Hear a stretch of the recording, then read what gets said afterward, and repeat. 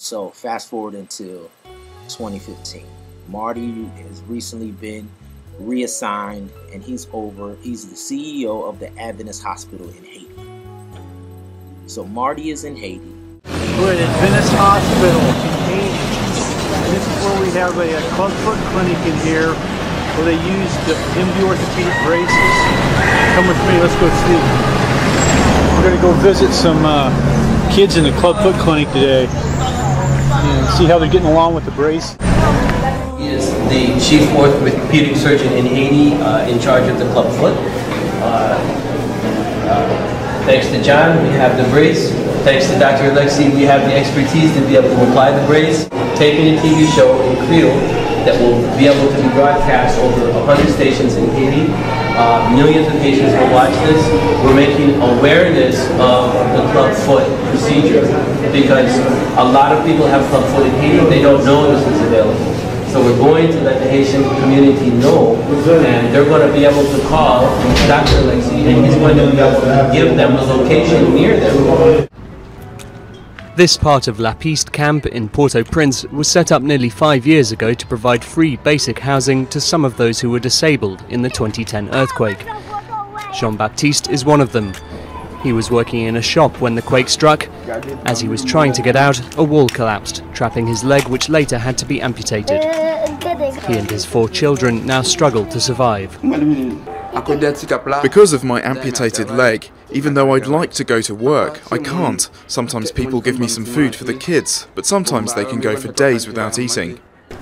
The houses are basic plywood structures that are now 5 years old, with no running water or electricity. But Jean-Baptiste says things could be worse. I'm happy that I have a house, even though I don't have the means to live on. I'm hungry and there are other difficulties for me and the kids, but I'm very happy to have the house because if I didn't, we'd be living on the streets. An estimated 4,000 people lost limbs in the earthquake. Such a large number of new amputees has changed attitudes here, according to the director of the local branch of the charity Handicap International. It made people realize that this could happen to anyone. The earthquake affected all levels of society, so everyone recognized that all of a sudden, a mishap like an earthquake or a car accident could make someone an amputee and affect a whole family. Skillfully moving on their crutches, Haiti's Azarian soccer team brings a message of hope and resilience to a country still devastated by last year's massive earthquake. The team, wearing blue, is made up of 23 all-amputee players, 17 of whom lost their limbs during the 7-magnitude quake. On Monday, they faced off against Haiti's national amputee soccer team in Port-au-Prince before a stadium of enthusiastic fans. The Zarian players received treatment, athletic training, and prosthetic limbs, thanks to $1 million donated by aid organizations benefiting the program. Thousands of people lost limbs in the earthquake, which left more than 1 million Haitians homeless. The program has helped more than 100 young quake victims become fitted with limbs, and hundreds more will begin treatment in the coming weeks and months. All of these years we've been trying to expose the young people in my program to service, meeting needs. He's in Haiti. The earthquake of 2010 in Haiti, we all know the story.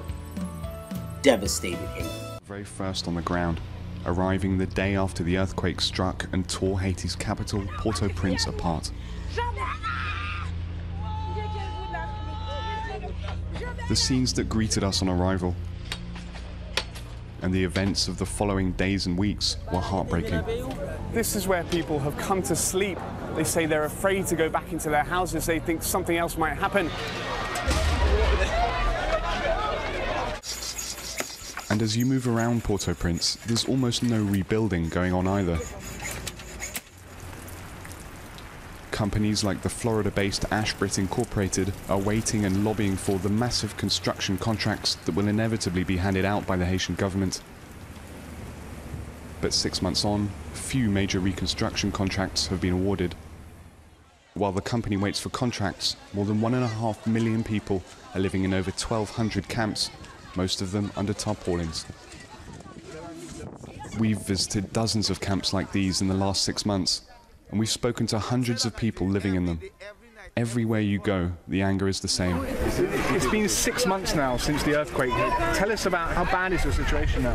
Situation vient compliquée là pour nous, pire pour nous avant la pluie à cogner là. Do you think the politicians, do you think the NGOs, do you think they really understand what kind of situation you're living in now? ONG ainsi que le gouvernement, li connaît situation, si on veut débloquer situation pour alléger sur ce peuple là, yo capable de faire.